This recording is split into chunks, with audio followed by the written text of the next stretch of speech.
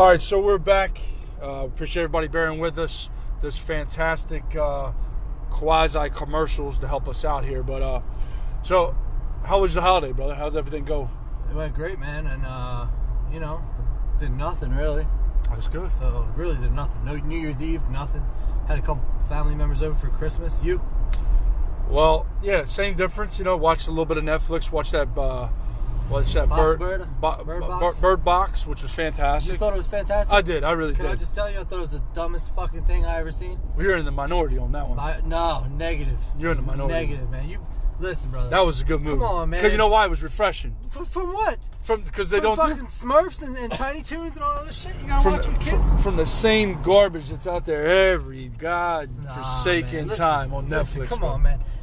It was like to see Sandra Bullock back in action. This world cannot make it 50 feet with a bandana over its eyeballs. But you want to believe she made it down a river through the rapids with 2 kids? Hey, brother. And all this other... And why's the brother got to die, too? Brother always dies in the movie. Well, he took one. He saved the girl and the 2 kids. So he's the hero, brother. Listen, man. I'm just saying. I thought it was a dumb movie. I really did. Well, there's another one too with. No, there's not another dumb movie out there, is there? Well, there's a lot of dumb movies out there, devil. But there was another one called No Escape. Oh yeah, you were telling me. Owen Wilson, I think is his name. Okay. The guy that has the nose. Yeah. That was on Wedding Crashers. Yeah, with the birds, with the dogs or whatever it is, right? He was in the movie with the Milo and me, myself and Milo or some shit like that. Brother, you just lost me there. But I just know this is a good movie. They all look alike. This is a good movie, man. No, this was a really good movie. But and then me and you, we got together on Friday. We joined in with one of our favorite companies that actually is helping support us in 2019, EJ Transport. They've actually come on board to help us out, man. Did we help them, though, or was that a hell of a job that we worked on? That was a hell of a job. All right, just checking, because not to be Debbie Downer today, but fuck that. That was terrible. Well, that was 10 hours of work in the rain. Well, that I actually now have... I signed up for that years ago, and then I unsigned up for that, when I was out. I know, brother, but they invited us yet again, and we took it, and they're being one of our supporters of our podcast and all that stuff. They let us get on the job. It actually feels good to get hard work in, though. To be honest with you, that was a good time. It's better than sit behind a desk. 100%. So 100%. Every now and then, even though raining for 10 hours, lifting stuff, moving stuff, it's worth it, man. And I couldn't walk for 5 days, so I knew I did something. Yeah, that was a good job, back and forth, kind of learning the ropes. We've been doing that with them we've done it a couple times with them, and this one was a real big job, and I'm appreciative for those, and that gets me to thinking too. I'm appreciative for all our guests in 2018: Adam, Bratz, Andy, Weens, Miss Karen, yep. Hunter, yep. Dr. Gene Coughlin, and amongst others that we've had the privilege and the honor of talking to in 2018 to kind of get our podcast jumping. So again, we appreciate all of you for coming on our show, learning a little bit about you guys, what you do day to day, specifically those that are helping out our veterans. We definitely appreciate and are grateful for you guys and your day to day. Absolutely, man. I think we'll end up reaching out and having some of those guys on again throughout 2019 as well, because everybody's got a new story coming up, every now and then. And some of the ones people really enjoyed, and some were just fantastic off the cuff. So I think we'll have them back on as well if they're interested. Yeah, well, so that gets me to thinking too, some new stories to tell. 2019 is bringing some new stuff to Head2head. Me and Scott got a lot of feedback from our listeners suggesting we need to be a little bit more vocal, a little bit more in-depth, more personality as opposed to just always being professional about it. So we're going to keep our professionalism, but as well, we're not going to lose our character, and we're not going to deprive our listeners or ourselves of actually being who we are in conversation. I know Scott brings some different knowledge to different circumstances and things that he's come apart, and so do I. And as opposed to Taylor and toning our volume and our things down, we're gonna kind of let it rip.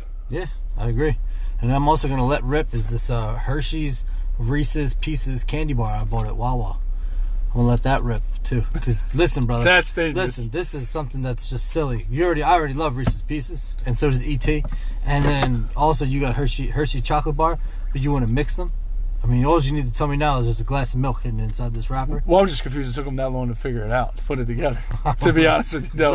Yeah, because you used to sit at home and eat this on your own. Yeah, you used to buy a Hershey bar and a bag of Reese's Pieces and throw them in your mouth at the same time. Yeah, what am I going to do? You know, separately? That's dumb. One day the world will catch up with you. Yeah, one day. Oh, here they are. I'm above my time. That's right. So now I think we got an awesome interview coming up here. Yeah, we're gonna reach out to Mr. Kyle Reyes. He's the CEO spokesperson for Law Enforcement Today.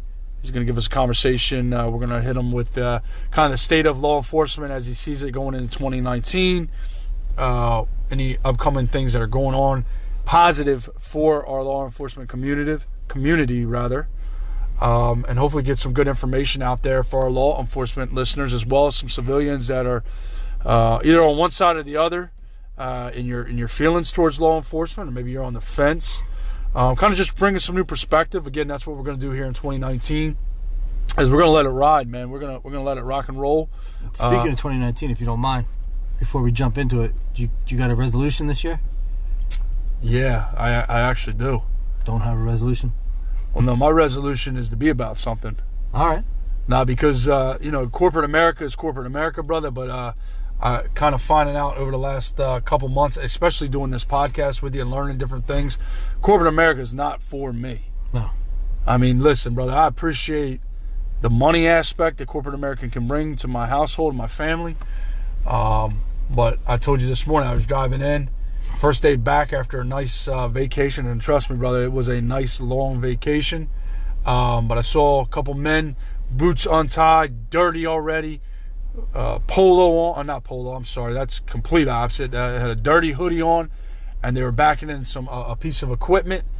And I know they work hard, they work tough, but that's an aspect of my life that, I mean, that's a man doing a man's job. Yeah. That's a woman doing a woman's job.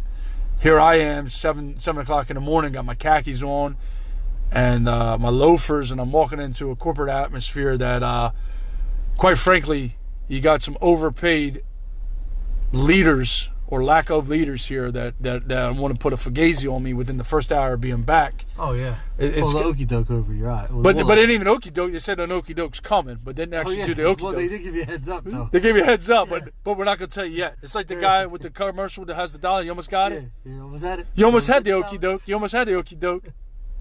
And I just don't want to live like that, brother. So, no, I get you. Then working with those guys over at EGA Transport, helping that family move their belongings from one part of the state to the other, and seeing the pride that they had, doing that for that family, and that family was very happy. Just got my mind thinking, brother, there's got to be more to life than 9 to 5 for me, coming in a pair of khakis and for lack of just saying fuck it, like almost a defeatist attitude. I know you like that word, defeatist. The fetus is in, the fetus is out 9 months later. Yeah. Right. The fetus attitude. That's a defeatist attitude. So, that's my resolution, brother. How's yours? My resolution? Yeah. So mine is to do something for myself. It's kind of along the same lines. But mine's more about saving some cash up, some more larger cash funds to hopefully build an endeavor down the line. So nice business down the line, because I kind of feel the same way you do. And then on a whim, it's to bench 405. But that's just on a whim. Not like that. Yeah, that's just willy-nilly. I'll get to that one day. Yeah, well, but that's But listen, I'll be honest. I'm not going to toot my own horn here, but I got up to 350 last year. Not weight-wise, but benching 350. No, you did. So you did. And I think I could pull off 375 here in the next month, and then maybe by the end of the year I'll bench 405. So that's a deep personal goal of mine, because I think that's just a fantastic, ridiculous bench press to have. Well, are you changing your routine? I am. Workout routine, or I'm going. So this is going to be the hard part of it, right? So my goal is to trim and slim. So last year with all that powerlifting we did, I gained a lot of muscle. I V'd out like crazy, but I really want to get my body fat percentage down. I mean, below 20, which I'm probably just above it, but just get it below 20, hit 15, and I would love to see if I can do that. And I'm not looking to increase my deadlift or my squats anymore or anything else, just my bench press. So if I just focus on increasing one, because I thought about it, if I just focus on increasing one lift, but everything else kind of is for shredding and toning, I should be okay. All right. Because when you lose size, you lose mass, and you lose weight. It doesn't help you in your lifts. I see. No, that makes sense. Well, I've also had kind of a revelation about my training, so to speak. I'm gonna completely stop powerlifting and just do calisthenics. Right. Pull-ups, push-ups, dips. Yeah. And keep your arms strong. Biceps, triceps, and shoulders. Well, you gotta look good, right? Well, you gotta have good arms, brother, because you go to the beach, everybody's like, "Wow, you can bench 500 pounds? That's great, you slob." Right. Like, doesn't look nice. Well, the problem is with powerlifting, and we talked about this, is we were on that big three every single day. Now, oh yeah, that leaves for conversation on another day with somebody else that might know a thing or two about bodybuilding or powerlifting or a combination too. But we were on this basically work all three big lifts, which is deadlifts, squats, and bench, every couple days or whatever it was. Every other day, yeah. 3 days a week or 4 days a week it was. So I was getting stronger, no doubt about it. My back was getting bigger, no doubt about it. But my arms suffered ridiculous. Because it's not part of the program. Because I didn't see anything. Like, I lost my arms. Like, I lost the feeling and the size and the pump of my arms. So, swelling back, swelling chest, shoulders like bowling balls, but biceps and triceps are gone. Yeah, they look like garbage. It's just like, what happened, buddy? So you all right? So, that's a different kind of dedication that I have at this point in my life, to be able to work out every day and do those accessory workouts to keep those up.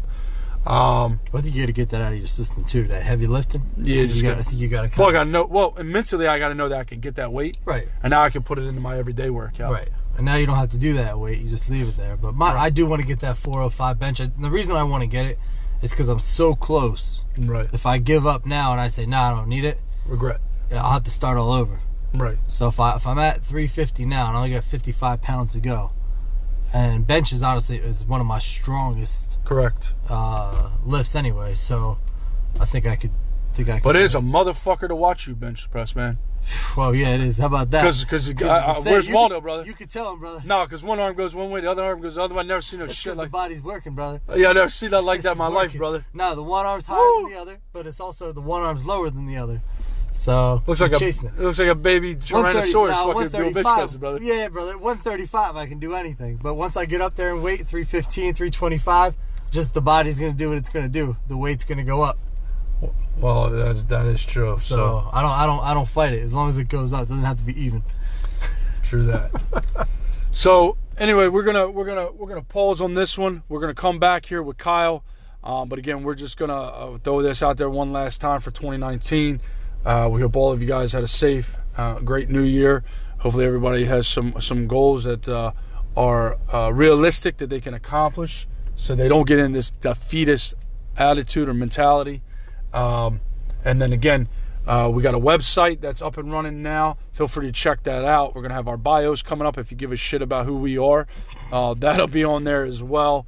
We might actually put real pictures up there eventually that are me and Scott. Real pictures of somebody else, though. Well, I think want to do our own picture? Well, I'm just saying, maybe. I think we should do our characters, our superheroes. Well, we should definitely do that. So mine's going to be a jar of jelly. Because that's my superhero, bro. A jar of jelly and a jar of peanut butter. Grape jelly? Actually, we'll just do a PB&J sandwich. Well, that's fantastic. Yeah, I'll do ghetto grape. That's fine. So how are people finding us on our website, Scott? So we're head2headpodcast.com. Pretty easy. Head, the number 2, headpodcast.com. So anybody looking to... and you can go from all 8 platforms there, too. So you can link right into Stitcher, Podcast, or what is it, CastBox, all the other ones, iTunes, Google Play, etc. So for those that are looking to get on our show and want to do an interview, there's a platform there that you can reach out. It'll email it to us that you're interested in coming on the show. Obviously, you can reach out to me on LinkedIn. That's Head2head on LinkedIn, as well as I think there's some other things coming, merchandise and things that we're going to be bringing out in 2019 here in the next few months. Yeah, but all those proceeds are going to go to the vets. So that's something we're doing, but we're doing it for somebody else, for another organization, I should say. Yeah, so right now we're kind of tightening that up. What organizations we're going to run with and help support. We're going to put some of our guests up there as well, and a bio of them and what we discussed and how you could reach out to those individuals. So a lot of nice things coming on Head2head with our website. Obviously, again, you can reach out to us on LinkedIn. and different outlets that way. But we're going to take a pause here. We'll come back with Kyle, have a conversation about law enforcement today, kind of the state of law enforcement in the communities in the country, and we look forward to having a great show. Good morning, Kyle. It's Chris. And this is Scott. How you doing, sir? I'm good. How are you guys? Doing well. We're doing great. How's your New Year's? How was the holidays? I can't complain. We're blessed to have 2 little girls at home and a 3rd kid on the way. So we had some quiet time, and I smoked some filet mignon, and it was good stuff. How about you? Hey, man, we did a little Hershey Park and hung out. My sister came up from Virginia. We got to see my nieces and my nephews, and that was good times. What about you, Scott? Me? I was the most inactive SOB there was. I watched all 7 seasons of Game of Thrones. All 7 seasons. So That's impressive. when I dedicate myself to something, I really dedicate myself, you know? I appreciate that dedication. It was all right, though, man. It was all right. I had, 7 years since it came on. I finally get into it, so I may be a procrastinator, but I do finish the job when it comes time. Well, I appreciate that. We're all in. If it makes you feel any better, I still haven't seen it. Yeah, no worries on that, man. I mean, it's definitely worth it, but I didn't think I'd be into it, but it's something to definitely take advantage of when you have 10 days off. That's awesome. I love it. It's fantastic. So, Kyle, you know what you and the wife are having, this 3rd child? You know what's coming down the pike or what? Listen, as long as the kid's white, I'm happy. I don't know. I don't mean that as a racist comment, just for the record. I just mean because I am, and so if it's not, yeah, I get it. You don't look like Will. You want to make sure that I get it. When my little one came out, just said, "Oh, the baby looks just like you." I said, "Oh, really?" I think it had a Will. So I get what you're saying. You know, I know what you mean, man. I can appreciate that. We were surprised with our first 2 as well, and the way that I look at it, man, is that God doesn't have a lot of good surprises left, and this is one of them. Yeah. I got 2 little girls myself, so I know the battle on the female side. But Chris over here, he's got the boys and 1 girl, so he's got a good mix himself. I'm hoping for the boy, but as long as the baby's healthy, we're happy. Yeah, of course, that's the end game, man. Well, Happy New Year to you, sir. Thanks for coming on the show today. Of course, you too. So Kyle, we talked a bit, probably over a month ago now, just kind of getting familiar with each other and all that stuff. You know, we're revamping our show here this year. We're going to bring on other folks and stuff. But first and foremost, again, we do appreciate you coming on. What we really wanted to do, too, is start off 2019 with our new stuff here. And what better way to do it than law enforcement, talking about that, something that we haven't talked about on our show yet. Awesome. And so we wanted to get, come straight to you, the source that kind of has a handle on kind of law enforcement, the current challenges that you guys are facing out there, the men and women that are having to deal with working through our holidays and making sure that I, for one, know that they're working through the holidays and make sure we're safe and we're able to do these things. So, again, we appreciate you coming on. Cool. Sounds good. So how do you see 2019 shaping up for law enforcement just in general and maybe locally in the regions that you're in? I think, and let me give a little bit of background and context. So I personally am not a cop. I never have been. I was tapped to be the national spokesperson for law enforcement today, specifically because I'm not a cop. The platform reaches more than 25 million people a month. It's one of the largest homes for law enforcement and their supporters in America. But the reason they reached out was because they realized that there was one thing that I could do that others couldn't, which is run my mouth. And if your standard typical cop were to run his mouth, he would be fired from his department. I, on the other hand, cannot be fired from a police department because I'm the CEO of a marketing agency that just happens to be probably the most pro-law enforcement, pro-military organization you'll ever find in America. And so we work very, very closely with departments all across the country, with the guys who are boots on the ground every single day in our streets. And we do have a lot of challenges that are facing these men and women every single day. And probably the biggest one is this divisiveness in America. Guys, I'm sure you've seen what's going on at the national level with the divisiveness and the anti-police trends. Is that fair to say? Absolutely. Yeah, I'm already offended just by this conversation. Well, go ahead. No, I'm just kidding. I'm completely joking. Well, you're right, though. That's a big problem. Everybody is offended by everything. And, looking at things, not to get political here by any means, but feel free to, man, because that's the whole turn of 2019 for us is 2018, we really were steadfast in our ways. So we believe in voicing our opinions this year. That's one thing we tried to tend to last year, was not to go down those rabbit holes. But we actually brought a shovel, so we're ready to dig. If you want to go ahead and jump down any hole, we'll take you there. Cool. Well, then let's go down that road here, shall we? I mean, Absolutely. a cop doesn't make a decision on who they're going to serve and protect based on who they voted for. They are protectors in the truest sense of the word. So they don't look at you and they're like, "Oh, you're a Democrat, I'm not protecting you. You're black, I'm not protecting you. You're gay, I'm not protecting you." No, they just dive in and they help because they're helpers, and that's the right thing to do. And yet we are in a climate here in America where we have an active and aggressive attack on law enforcement, not just the officers who are out there serving and protecting, but the very policies that have kept Americans safe over the years. When you have a guy like Cuomo, the governor of New York, who on New Year's Eve released convicts who were murderers because he didn't want them to be deported and separated from their families. And he flat out said he was doing it to spite our president. We have a problem. When Jerry Brown, the governor of California, is coming out and also releasing convicted felons and murderers to the point where the California Supreme Court, and California is sort of its own, world, where they are even overruling some of the convicts that he's releasing because they're too dangerous to society, we have a problem. When you have the mayor of Portland who is saying, we will not allow our local police department to respond to 911 calls from ICE agents who are under attack, we have a problem.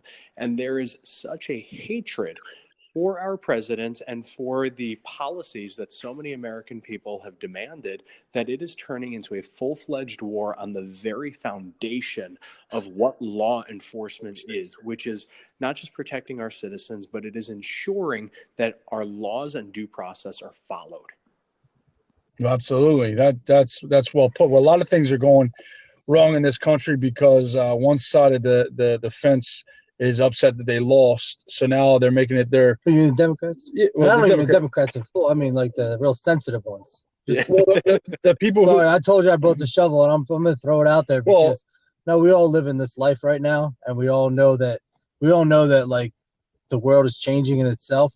But the more we hide from it, and the more we try to beat around the words, we're failing each other. Well, I'm talking about the people that went out and exercised the right to vote for a candidate that that's fine. When that candidate lost on election night, that individual didn't even have the audacity to come out and speak to her voters and say, hey, I appreciate the support. I'm talking about those individuals that are still upset about losing, and now they're specifically taking out on this individual who won, and now making life miserable for everybody else, law enforcement included.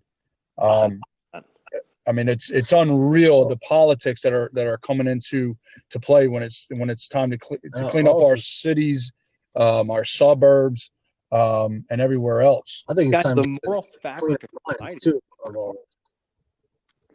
Go ahead, Kyle. I'm sorry about that. No. I'm sorry. I must not allow the signal. I was just saying the moral fabric of society here is being torn apart. What we have always believed in and stood for, that was nonpartisan, that was sort of that common ground, it's gone. Like we believed in securing our borders. Like, listen, Obama and Clinton and Pelosi and Schumer and all these guys were all about securing the borders until Trump.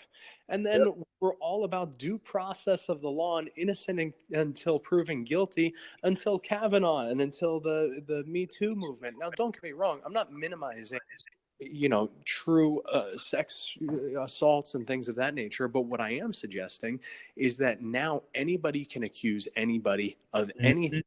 And you're automatically guilty.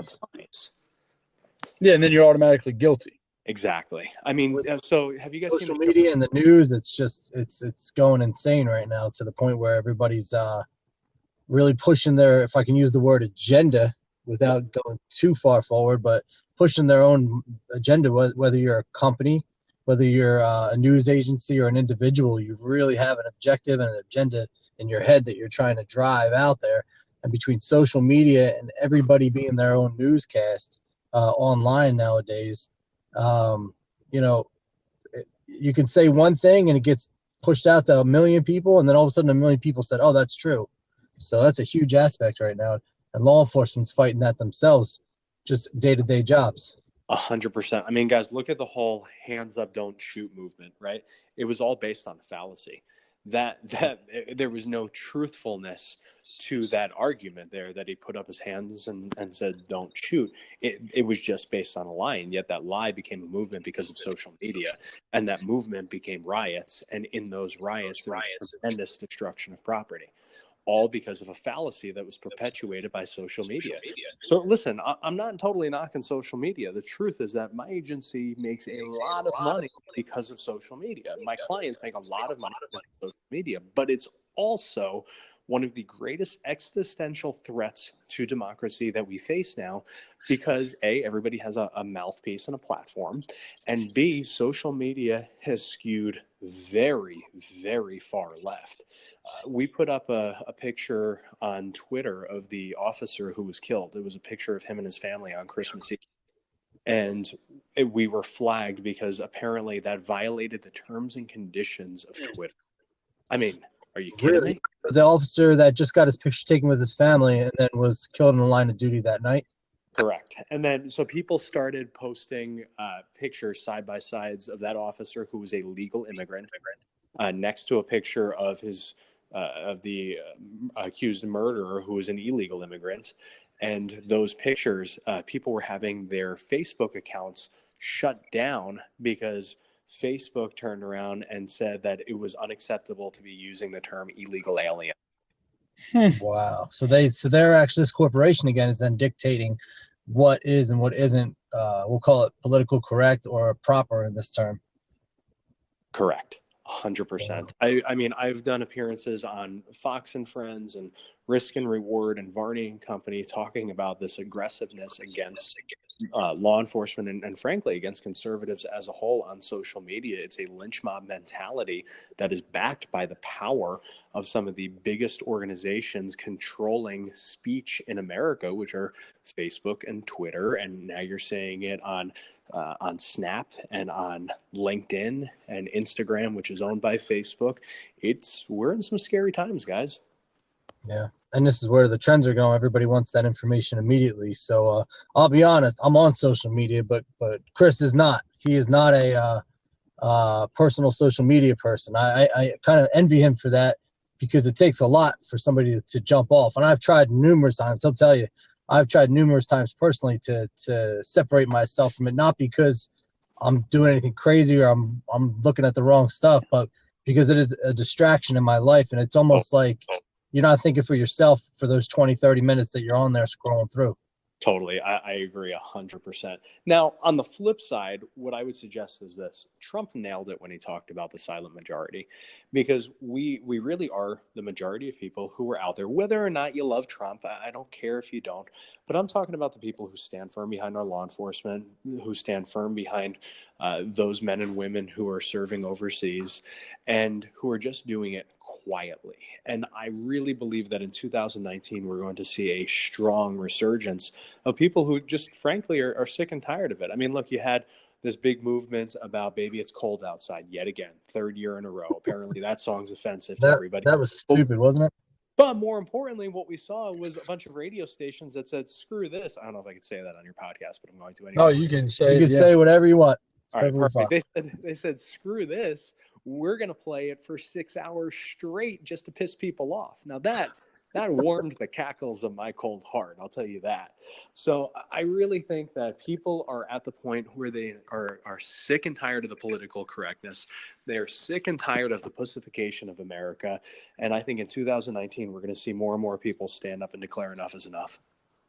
Well, Kyle, here's the bottom line. The bottom line is that same people that have a problem with law enforcement, if you have a general conversation with them or they want to bash, police officers or whatever, they're the same people that are more than likely going to be the ones that are going to need an officer down the road at some point. Of course. That's just the way it goes. And I'm going to just go ahead and speak on that, because I dealt with it for 10 years in Philadelphia when I was in law enforcement in the city of Philadelphia.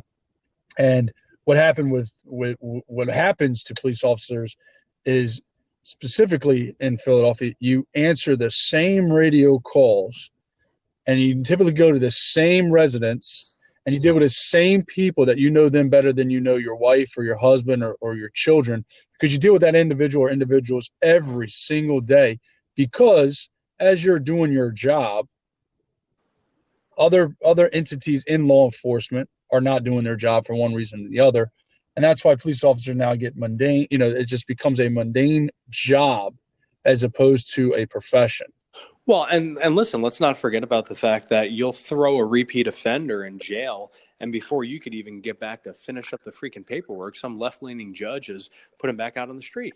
Correct. Well, what does that do to the morale of our law enforcement officers who are out there busting their butts, being shot at, being killed? Yep. And, the very guys that were just shooting at them are already back out. I mean, guys, can I tell you how many people? So we work closely through law enforcement today with COPS, Concerns of Police Survivors.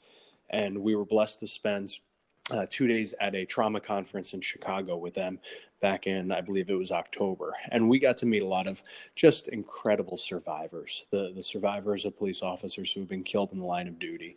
On the flip side, we filmed earlier last year now with Wounded Officers Initiative out of Florida with cops who had been shot or stabbed and survived.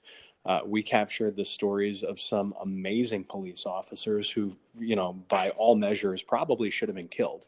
And in many cases, sadly, they wish they had been killed because, that first week after you're shot in the line of duty and you're clinging on to dear life, you've got a community rallying behind you. You've got a department praying for you. And then everybody's gone. And now you're fighting to get workers' comp. You're fighting for unemployment. You're fighting to keep your job. Your overtime is done. You're probably going to lose your medical benefits at some point. And now all of a sudden those pharmaceuticals that are helping you tolerate the pain are gone, and you're addicted to them in a lot of cases. I've had literally hundreds of cops tell me that they wish that they had been killed when they were shot because we have failed them. One of my good friends, guys, Sal DeFranco, he and his wife own Battlegrounds Coffee up in Haverhill, Mass. They were opening up their third location. He's a medically retired Navy SEAL. Great dude. And Sal nailed it at a recent event that he and I both spoke at. He said, we can go out there and take over countries. We can flip governments. We are back-to-back World War champions, and yet we can't take care of our own, whether it be veterans or our emergency responders that were injured in the line of duty. We can't even take care of our own. What the hell happened to our country? Kyle, we're talking about a country right now that government has been shut down because the left is refusing to protect our borders and having illegals come over into this country. Again, the key word there is illegals come over. I got a friend of mine. Me and Scott know him. Scott knows him very well, but he is not from this country, and yet he came over here. And he did all the tests and passed all the tests and paid whatever amounts of money. He did everything right. Now he is a legal United States citizen that works 9 to 5 at a job that he hates. And he's trying to do other things in this country to better his life. But he still loves it more than he loves being in his other country. I say that because I respect and admire that man because he did it the right way. And we're fighting in this country and we're shutting down day-to-day operations and not paying certain federal employees because we can't have a conversation about funding protection for our borders.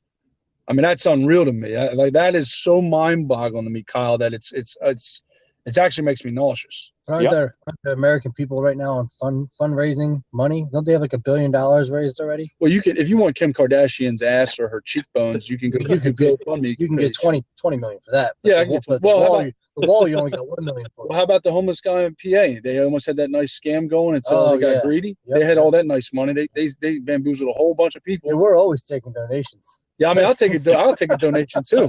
I'm always taking donations personally. Yeah, I'll take a donation. I have a whiskey fund here that people could donate to if they'd like. They're more than welcome to. I do want to touch on a series that we have through law enforcement today that I think a lot of your guys would appreciate. We have a whiskey wall we have a 30-foot bar in our office, but we also have a whiskey wall. And the idea of the whiskey wall. You guys hiring? What was that? You guys hiring? No, we actually are hiring, but I'll be right over. Heard your partner over there would probably hunt me down and kill me if I took you. So we invite active and retired military emergency responders. They come to the whiskey wall. They bring a bottle of whiskey. We sit on camera, do an interview. They tell you about a good day on the job and a shitty day on the job.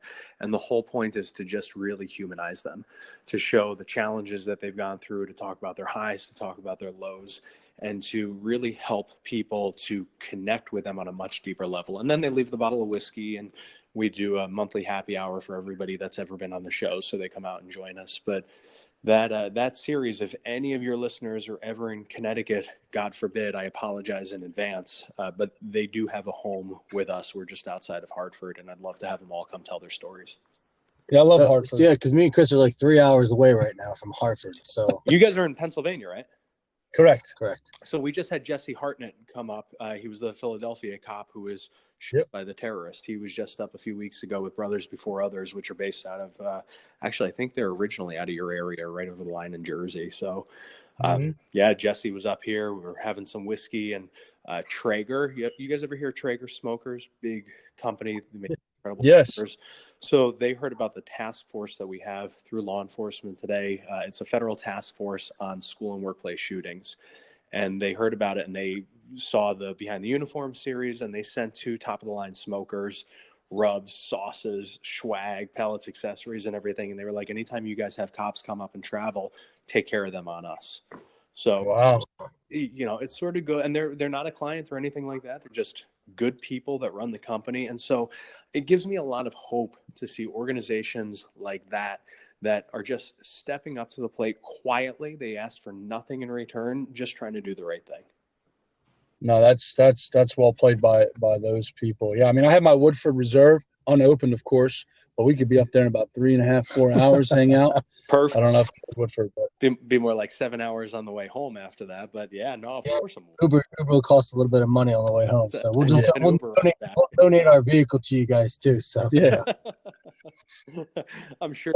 I'm sure Connecticut State. Are there any trends in 2019 for law enforcement as a whole that you see coming up that could actually better position them? I know, with the body cams and all that good garbage stuff that's out there, that's, whatever way you feel about those things. But is there anything else, whether it's tech or just some new things that are coming down? So I actually think, and listen, I'll get punched in the face by a lot of my buddies who are troopers, but I think the body cams have turned out to be overwhelmingly good for them, because now it sort of takes the argument out the window. 99.9% of these guys are doing things the right way, and yet they get screwed over.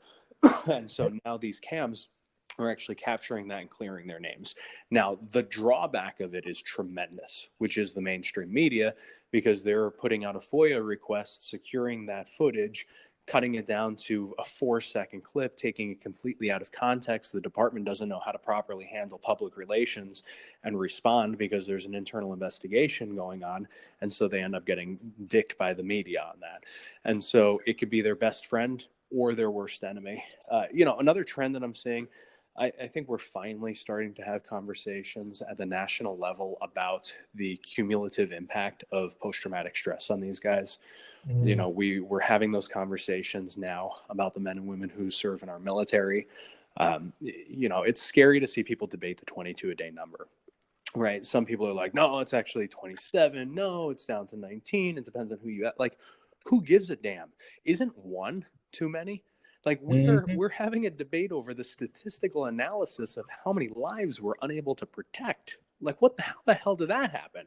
And so finally, we're starting to see awareness raised about line of duty deaths, about providing for their survivors. I mean, Concerns of Police Survivors has done a tremendous job in stepping up and helping out there.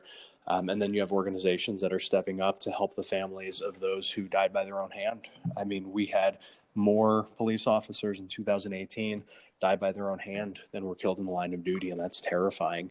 So I think you're going to see a really strong movement start to grow of people and departments who are going to begin allocating more resources to help with post-traumatic stress.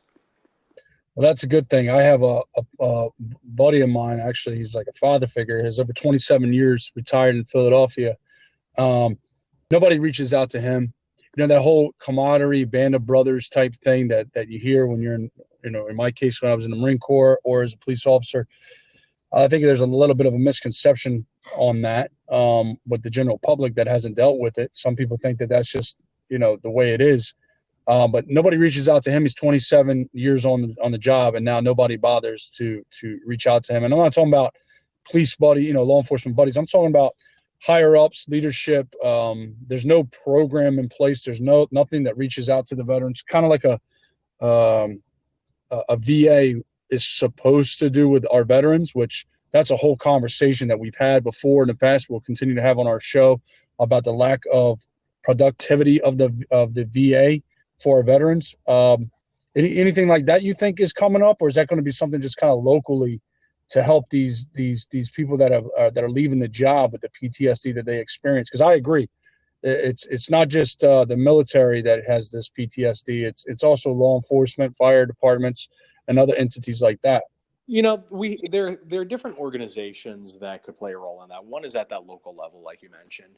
Then you have the groups like the Fraternal Order of Police, the unions. But truth be told, there really isn't a VA, if you will, for law enforcement. If there was, or if there was some federal agency, and let's be very clear, I'm an obnoxious conservative. I do not want more government agencies. But if there were some kind of an agency like that was already in place that could sort of spearhead that, we might see it. Truth be told, I think the greatest shot that we have of seeing some support and resources come through is going to be from organizations like Law Enforcement Today or some of the 501c3s that are out there that will ultimately get together and take the lead on that. We've proven in society,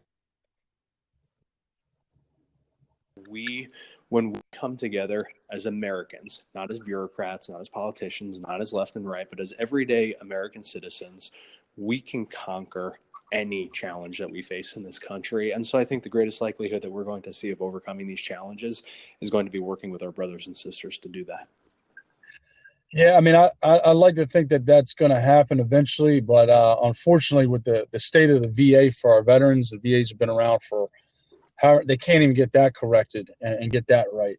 We have a lot of veterans that come on our show and different things of that nature that have expressed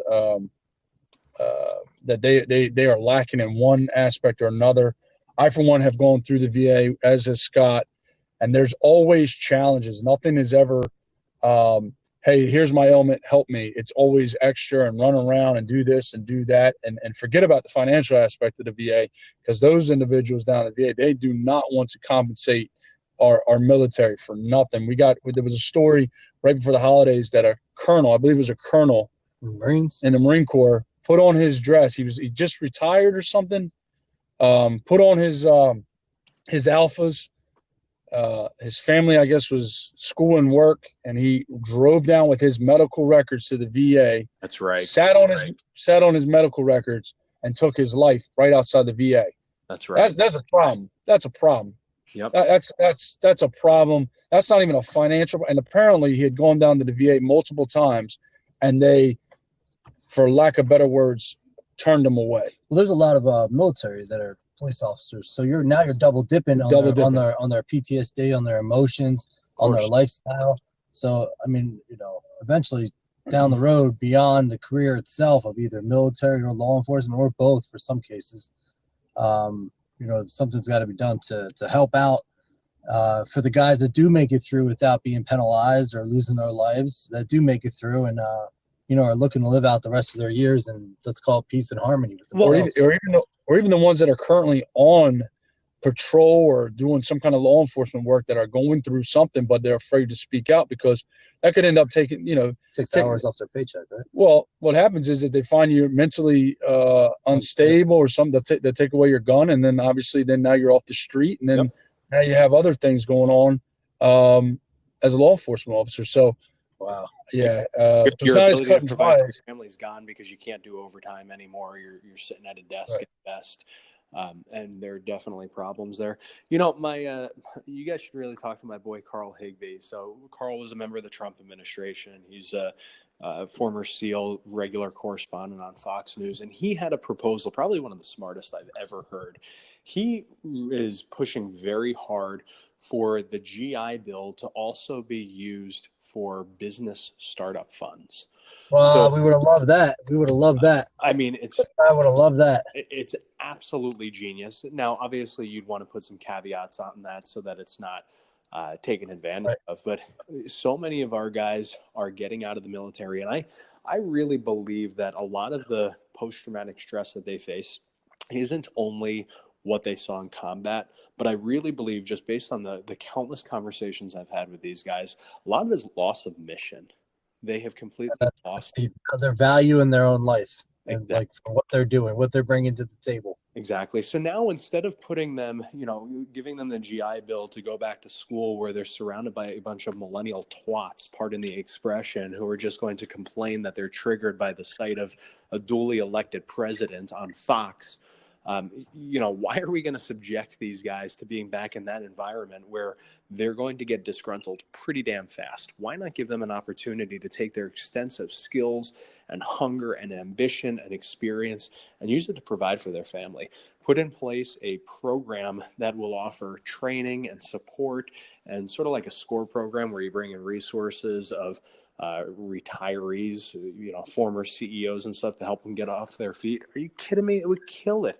And now you're reinvesting back into the economy, not just through, hey, we're going to give you money to go back to school to get a degree in underwater basket weaving. Right.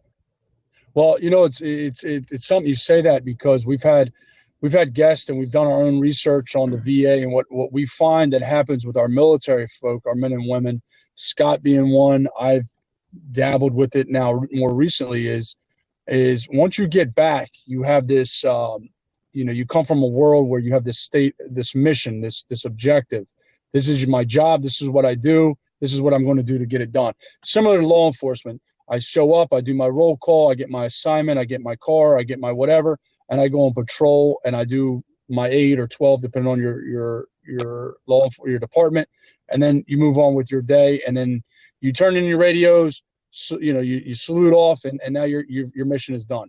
When we get out of our high tense type environments, we come into corporate America, where now it's suit and tie, khakis and polo, whatever it is, and the people are interviewing you have a certain stereotype because you're military. Yep. You're getting a job that you might be good at logistics, but they put you in a sales role. You don't know shit about sales. You don't want to know shit about sales. You know logistics better than the guy that's been there for 30 years because you've been doing it in a high tense situation. But they don't put you there. They don't job your placement in the world. And what happens is you bounce through jobs until finally you just have to stick with it to make sure that your bills are paid. Maybe your wife is saying you got to give up almost. Yeah, you got to give up and kind of conform to corporate. So now your morale is down. Yep. That's really where it stems from starting to have problems. So you have a guy that's on the street, and I was never a cop, and I'll never speak to being one, but I was everything else but, right? But yeah, you were. But I worked in corrections, I worked in protection, bodyguard work. But I can't imagine like being on the street running from call to call, and then 10 years you're in, and then you're out, and then you're trying to find something else to do with your life that has the same value, or at least, bringing somewhat of that value on a weekly basis rather than a daily basis. No doubt. Well, and they're very different hierarchies too, right? The corporate world versus the world of the military. I mean, the military, man, I'm going to get so much backlash for what I'm about to say here, but the military is sort of a socialist structure, if you think about it, right? You're going to take the position that I give you. You're going to take the pay that I give you. You're going to take the benefits that I give you. There's no negotiation. You are mine. I own you, and you're going to do what I tell you to, and you're not ever going to talk back. Is that sort of a fair comparison here? Yeah, it sounds like a good 7 years of my life. Now, when you compare that against the corporate structure, and it's largely the same in law enforcement, right? You do as you're told, you take what you're given, you eat the porridge, and that's it. In the corporate world, a lot of these guys get out and then try and go into corporate, and they don't know how to navigate those waters because they come from a very, very different hierarchy. And if they were upper on that food chain, they're used to the ability to eat the smaller animal underneath them, which doesn't always play well in the corporate world where you have to kiss everybody's ass and you always have overpaid middle management who feels like their opinions are more valuable than anybody else's. True. Very true. Yeah, and you it's can't funny, punch them in the face in the corporate world, and you could typically get away with that in the military a little bit better. Yep. Yeah, I mean the whole part about leadership too, Lex. Too. I mean, you come from a background whether military and or law enforcement. There's leadership that comes, and I know certain people will say, "Well, all this bad stuff coming in the police's way." To your point earlier, the media is only going to take snippets of body cam or something to drive their ratings, to drive their agenda, which in turn drives their ratings, obviously. But for the most part, you're going to take that officer or that military individual that has X amount of experience doing something at a high level, and then coming over to a corporate world or something is not very productive, because again, the placement of that individual very rarely pans out to suit that skill set of that individual. And that literally, that would, now on what you were speaking about your friend who had proposed an idea. Me and Scott were involved in a number of different things together, business wise, but we find that we have to do it all ourselves, which, hey, that's life. But if I could have taken my GI Bill as opposed to doing online courses that frankly in the corporate world has done shit for me, literally it's done shit for me. I have a bachelor's degree in business at Drexel University, and it's done nothing for me to this point in my life. And I see other people that are in the same position I'm in now that do not have a degree at all. Oh, you mean me? Like I don't have a high school diploma. My point is, and we do the same exact job for the same salary, but yet he's got a degree. So the point right. Between us is we know the situations because we look at each other and we see the differences and the similarities, and we say, wow, like you can do all that and still be here, or you can do all this and still be there. Right. So that would be fantastic to have that GI Bill money being able to use for entrepreneurship. Yeah, that'd be fantastic. Well, and so many of these guys also then go on when they do start their own businesses. They go on to employ other veterans, and they go back to give back to those charities. Look at Eli Crane. He's my best buddy in the world. He's the CEO of a company called Bottle Breacher. Eli was a SEAL sniper. He came back and he decided to take 50 cal bullets and turn them into bottle openers. He was on Shark Tank. He got by. I saw that guy. Yeah. Yeah. Eli's a great dude. He's a regular guest on a show we have called The Real Man Show. He's just a great guy, and he hires a shitload of veterans and gives back a shitload of money to all of these different veteran and law enforcement charities. He's just a good dude. Now imagine if that dude, instead of having to take money from the sharks, instead got a grant that was in place of the money for education from the GI Bill. Imagine how much farther that money could have gone back into society. Correct. Yeah, true. Yeah, it takes money to make money, don't it, Kyle? That's the evil of it all. Take somebody else's money to make money. Oh yeah, take somebody else's money. Right. Either that, or you've got to be like Rain Man and be really, really good at the casinos and not, caught. Yeah, correct. True. Correct. Yeah. Yeah. I mean, like I said, I just hope that the message I'm trying to relay here to police officers: keep up a positive attitude. I, for one, appreciate what they're doing on the streets, serving and protecting. So my way of life is better, because it could be a lot worse. Other countries don't have that kind of stuff. And then for the people that are questioning law enforcement, all that, I think it'd be nice to have something where they could actually walk in the shoes. I wouldn't say actually let them be law enforcement, but there's the whole, I think what happens is people watch the shows or these movies and they think it's just high speed and everything's kind of easy at the end of it. Everything's solved in an hour. It's solved in an hour. It's all live PD, right? Live man. Law and Order. Yeah. NCIS. I actually prefer cops over live PD though. I gotta be honest with you. But that stuff's not allowed on in my house. I don't know if you know that. Well, I don't watch. I don't watch the news. Well, So CNN, cops. Those shows are not allowed on in my house. Of course. Yeah, definitely not CNN. I mean, there's a whole reason why we don't go to Starbucks or Ben and Jerry's as well. But that's a whole other. Yeah, I hear that. Well, it's fun because we can't afford Starbucks. That's always number one. Touche. Well, and you're an American, and real Americans don't drink Starbucks. So you just drink black coffee and you go home. Amen. So, Kyle, what's the website if anybody wants to look you guys up? And what was the name of your show again? And how do we find that? We find that on YouTube or? So, yeah, if you, follow me on Facebook, facebook.com/Kyle Reyes CEO. Law Enforcement Today is where we distribute the Behind the Uniform series. That's lawenforcementtoday.com. My agency, the Silent Partner Marketing, the most obnoxiously patriotic and pro-law enforcement, pro-veteran company in the world. And anytime anyone's in Connecticut, just hit me up. Just at Kyle Reyes CEO on Facebook. Fantastic. Any new projects coming up, Kyle, for 2019 or some other things outside of law enforcement today or even with law enforcement today that you guys are ramping up for? So I'm super excited that, and actually we haven't even announced this anywhere formally, but we're going to be launching a membership side of things with law enforcement today to help bridge the gap between civilians and civil servants.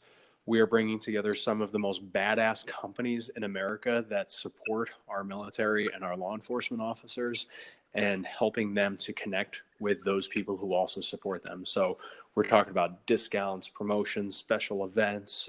We've also partnered with an organization. They have two separate names depending on the arm that we're looking at, but First Ticks and Vet Ticks. And our goal through our partnership with law enforcement today is to give away 2.5 million tickets to concerts, sports events, entertainment, all sorts of cool stuff to people who are either emergency responders or veterans.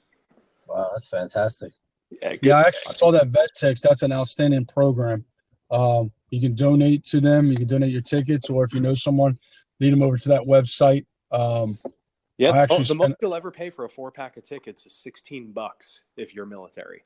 $16 for a total of 4 tickets. Like I've seen guys get Super Bowl tickets, Kenny Chesney tickets, Cirque du Soleil, you name it for $16, and that money just goes in to cover their admin costs. The tickets are all donated.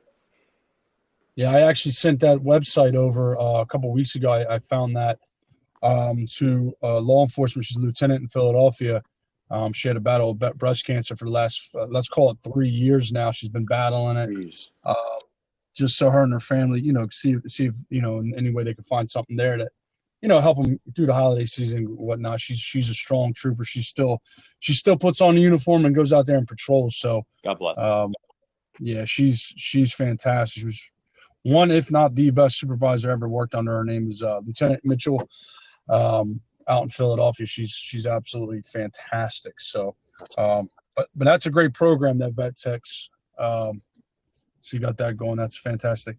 So, well, Kyle, we appreciate your time, sir. We'd love to have you on, later on, kind of see throughout the year how everything's going on with law enforcement today and some of your other things. And, me and Scott will have to figure out some time to get up there. Absolutely, guys. I'd love to have you. And, just sort of parting thoughts. When you see a cop at Dunkin' Donuts, God forbid, Starbucks, out of McDonald's, buy them a cup of coffee. Just say thank you. Say a prayer for these guys. I mean, anyone who's willing to put on any kind of a uniform and go out there and take a bullet for a stranger, whether it be here or overseas, we owe them a debt of gratitude. So a simple coffee, a simple prayer can go a really, really long way. So I appreciate everything you guys are doing to get this message out there. And God bless you guys, because it's a challenge and we need voices like yours. You as well, sir. We appreciate your time today. Thank you so much. Keep up the great work. God bless. Hey, Kyle, if we can be of any help outside of this or moving forward, let us know, and we will do so. Awesome. And then shoot me an email offline, and I'll connect you to a couple of guys that you're going to want to have as guests.